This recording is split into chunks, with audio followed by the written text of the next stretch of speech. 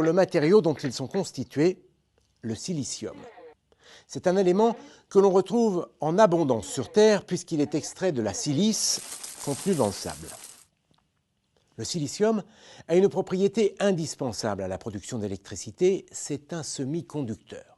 Attention, ce n'est pas le seul matériau semi-conducteur qui existe sur Terre, mais actuellement, c'est celui qui a le plus la cote. Ça va, pas la peine de rajouter non plus. Revenons à la fameuse propriété du silicium.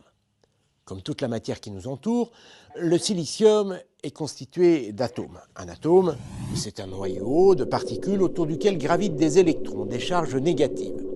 Quand les panneaux photovoltaïques sont exposés à la lumière, les électrons du silicium s'agitent dans tous les sens. Ils passent d'un atome à l'autre.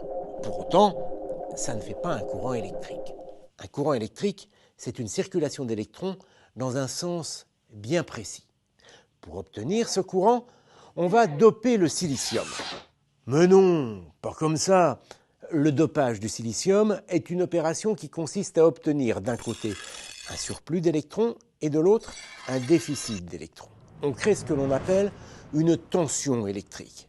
De cette manière, les électrons circulent toujours de la borne négative, qui possède un surplus d'électrons, un surplus de charge négative, vers la borne positive, qui, elle, présente un déficit d'électrons.